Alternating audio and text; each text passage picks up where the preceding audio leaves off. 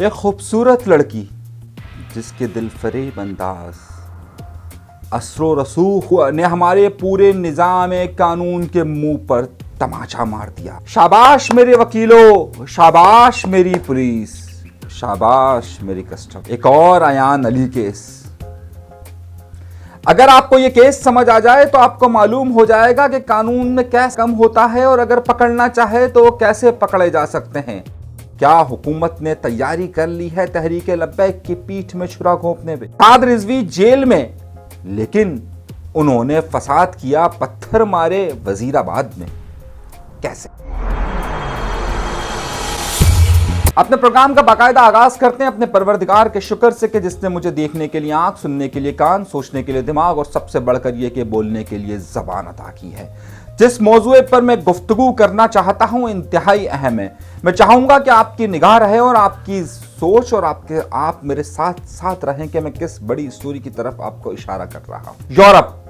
Europe का एक मुल्क जिसका नाम है चेक रिपब्लिक।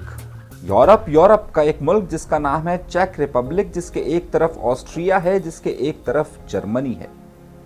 पाकिस्तान में बहुत कम लोग होंगे जिन्होंने चेक रिपब्लिक का नाम सुना होगा। वहां पर अंग्रेजी नहीं बोली जाती बल्कि चेक जबान बोली जाती है। मॉडल इंतहाई खूबसूरत होती है और उन्हीं खूबसूरत मॉडल में से खूबसूरत मॉडल सन 2018 के अंदर पाकिस्तान आई। सबसे अहम सवाल यह कि 2018 के अंदर वो पाकिस्तान क्यों आई? इतनी खूबसूरत मॉडल वहां पर मॉडलिंग कर रही है, अदाकारी कर रही है। पाकिस्तान के अंदर चेक जबान कोई समझता नहीं है, लेकिन उसके बावजूद वो पाकिस्तान आई। सब किताबें, सब कवानीन, सब लोग इस पर खामोश कि आखिर एक चेक रिपब्लिक खातून पाकिस्तान आ क्यों रही है। बहरहाल वो पाकिस्तान आई। उसने कई दिन पाकिस्तान के अंदर स्टे किया। स्टे करने के बाद वो अपने मुख्तसर कपड़ों के साथ खूबसूरत अंदाज के अंदर लाहौर एयरपोर्ट में दाखिल हुई। स्टाफ उसे देखने में मसरूफ था कि चेक रिपब्लिक की एक इतनी बड़ी मॉडल इतने मुख्तसर कपड़ों में, सब लोगों की निगाहें उसी में थी। उसने अपने खूबसूरती के जाल के जरिए पहले एक चेकिंग काउंटर को क्रॉस किया, फिर दूसरे चेकिंग काउंटर को क्रॉस किया, फिर ना जाने किसकी मुखबरी हुई या क्या पता चला कि तीसरे काउंटर पर उसकी चेकिंग जरा सख्त की गई तो उसके पास से 9 किलोग्राम हेरोइन बरामद हुई। तारीख है 10 जनवरी सन 2018। तारीख है सन 10 जनवरी 2018। समझिए कि ये मॉडल अयान अली वाला ही केस है कि जो कि $5 लाख का ब्रीफ केस लेकर जाती थी और फिर जिस तरीके से वो जब पेशियों में आती थी तो उनकी तस्वीरें खींची हुई होती थी, जिस तरीके से चौधरी निसार अली मज़े ले लेकर उनकी खबरें बताया करता था। मीडिया हमें ये बताने की कोशिश करता था कि इस अयान अली का ताल्लुक किस तरीके से पाकिस्तान पीपल्स पार्टी के एक बहुत अहम बंदे से है। मामला कुछ यहां पर भी ऐसा ही था। इस चेक खातून को पकड़ लिया गया। एएनएफ ने और कस्टम ने यह दावा किया कि तकरीबन 9 किलोग्राम हेरोइन है। आप इसकी मालियत का अंदाजा करोड़ों रुपए लगा सकते हैं। इस खूबसूरत औरत को पकड़ लिया गया। मुकदमा चला। हर पेशी पर इसका फोटो सेशन होता था।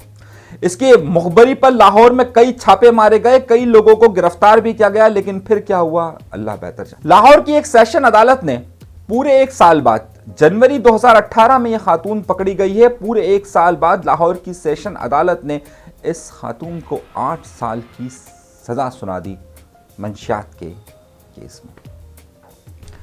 औरत बहुत अच्छी तरीके से वाकिफ थी कि इस मुल्क का निज़ाम कैसे चलता है और इसको चलाने वाले भी बहुत अच्छी तरीके से वाकिफ हैं कि इस मुल्क का निज़ाम चलता कैसे है। औरत ने हाईकोर्ट में अपील कर दिया। जब उसने हाईकोर्ट के अंदर अपील की तो वहां पर उसके एक शातिर वकील ने क्या दिमाग लगाया, जरा सुनिएगा। कहा गया कि जनाब इनके पास से कोई 9 किलोग्राम का मवाद तो बरामद हुआ, लेकिन वो हेरोइन नहीं थी। अब एएनएफ की रिपोर्ट ये कह रही थी कि ये हेरोइन है। अब जरा सा कानून को देखिएगा।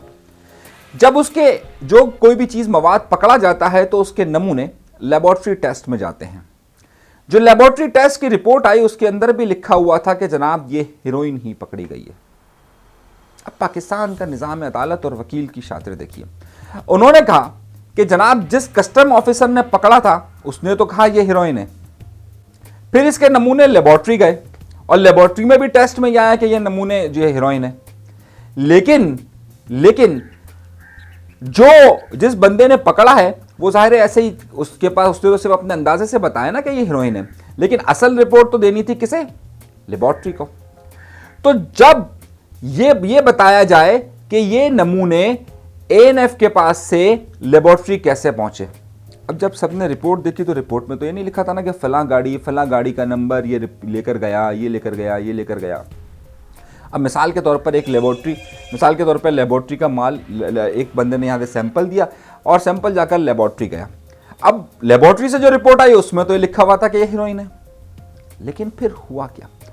वकील ने यह कहा कि जनाब मुझे यह बताया जाए, सुनिएगा, मुझे यह बताया जाए कि ये नमूने एएनएफ के पास से लेबोरेटरी कैसे पहुंचे। अब उन्होंने कहा भाई हमने लेबोरेटरी में सैंपल दिया था। नहीं, कैसे दिया था?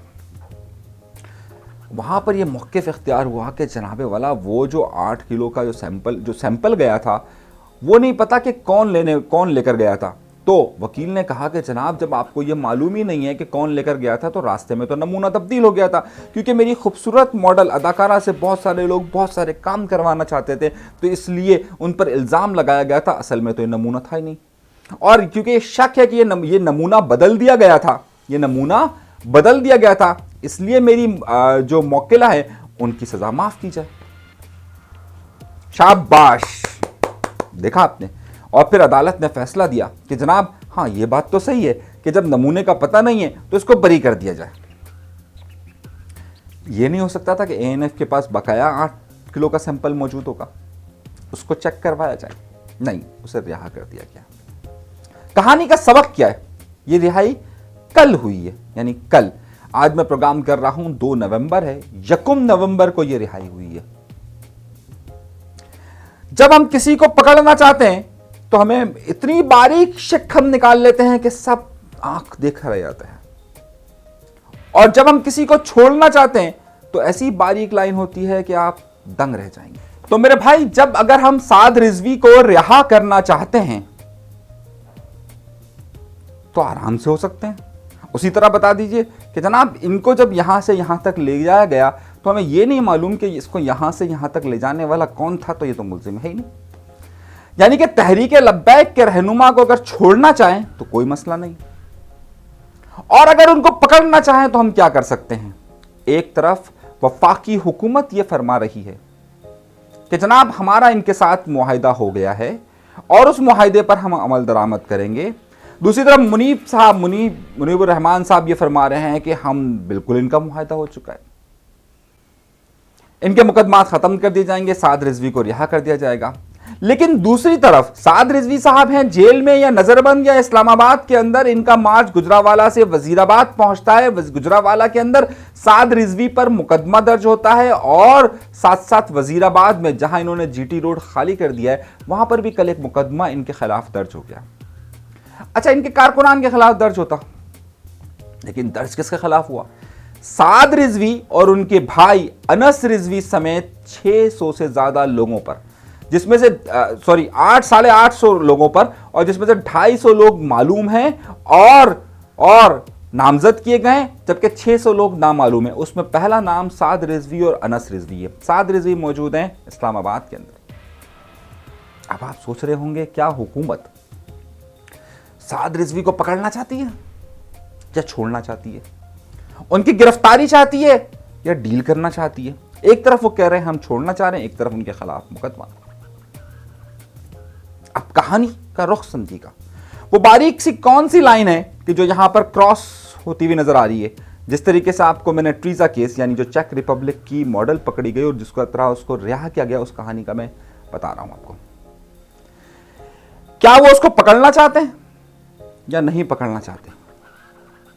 उनको रिहा करना चाहते हैं या उनको फिर गिरफ्त में लेना चाहते हैं? अब अगर वो नजरबंद है तो फिर क्या यहां पर वजीराबाद में पत्थर वो मार रहे थे, रोड उन्होंने किया, या उनके कहने पे क्या गया? तरह बात को समझिएगा। हुकूमत पकड़ना कहां चाहती है या हुकूमत छोड़ना चाहती है? मेरी इतलात यह है कि यह मामला तवालत पकड़ेगा। अब ये बात किसी से ढकी छुपी नहीं रही कि बशीर फारूकी साहब ने कल एक बार फिर ये स्टेटमेंट दिया, जो सैलानी के मालिक हैं, जो उस मुज़ाकरात का हिस्सा थे, जो मुआहदे की कॉपी ले लेकर घूम रहे थे। उन्होंने कहा है कि 10 दिन तक हमें इस पर बात करने का मना किया गया है। कल फवाद चौधरी का लबो लहजा आपने देखा कि खामोशी चेहरे पर ऐसी थी, खामोशी चेहरे पर ऐसी थी, और वो जो हर वक्त बड़ बड़ बड़ बड़ बड़ करते रहते हैं, वो खामोश क्यों थे? उन्होंने मना कर दिया सवाल का जवाब देने से। 10 दिन की खामोशी क्यों? कल जब कोर कमेटी का इजलास हुआ, मैंने आपको बताया था कि इसकी रिपोर्ट मैं कल दूंगा, तो उसमें फवाद चौधरी का थोड़ा हौसला बढ़ाया गया और कहा गया कि फवाद चौधरी के खिलाफ जो इलेक्शन कमीशन ने एक्शन लिया है, तमाम मुजरा उनके साथ जाएं, उनकी हिम्मत बढ़ाएं। इमरान खान ने एक तरफ फवाद चौधरी को जलील कर दिया, दूसरी तरफ फवाद चौधरी की सपोर्ट में बात कर रहे हैं और वहां पर कह रहे हैं कि देखिए एनकेएम के वुज़रा किस तरीके से बात करते थे, एनकेएम के लोग किस तरीके से बात करते हैं, आप उस तरीके से बात कीजिए। ये बातें हुई है। खैर, मैं इस मौजू पे बात नहीं करना चाहता। नुक्ता यह है कि अगर हुकूमत टीएलपी के साथ मुज़ाकरात में संजीदा है तो एक हल्की सी लाइन से हटा सकती है, और अगर उनको पकड़ना चाहती है तो बिल्कुल पकड़ सकती है। लेकिन इस वक्त है मुनाफिकाना खेल है कि जरा इस मामले को इस तरीके से समझा और सुलझाया जा सके कि आइंदा के लिए बहुत सारे सवालात के जवाबात मिल सके। एक ऐसा साजिशी खेल है कि जिसका अंजाम अगले हफ्ते के बाद अच्छा नजर नहीं आ रहा है। सवालात के जवाबात हैं कि मिलने के लिए बिल्कुल भी नहीं। और पाकिस्तान का कानून ऐसा है कि अगर वो ताकतवर को, जो उस वक्त का ताकतवर हो, अगर उसको छोड़ना चाहे तो एक लम्हे की बात है, और अगर उसको पकड़ना चाहे तो फिर ये हीरोइन को यहां से वहां तक कौन लेकर गया था? ये बंदा लेकर गया था, पकड़ लो उसको। और अगर छोड़ना चाहे, यार पता नहीं कौन लेकर था, अयान अली, चेक रिपब्लिक, बहुत सारी कहानियां। सोचने के लिए मैं आपके पास ये सवाल छोड़े जा रहा हूं कि जरा इस बात में गौर कीजिएगा कि क्या पाकिस्तान की हुकूमत इस वक्त टीएलपी से मामलात को तय कर रही है या उसको उलझाव की तरफ लेके जा रही है? टीएलपी इस वक्त किस कश्मकश में है और इमरान खान साहब आखिर चाह क्या रहे हैं? अगर कानून ने, अगर वो उनको रिहा करना चाहे तो लम्हे भर की बात है, और अगर ना चाहे तो फिर सदियां बीत जाती हैं।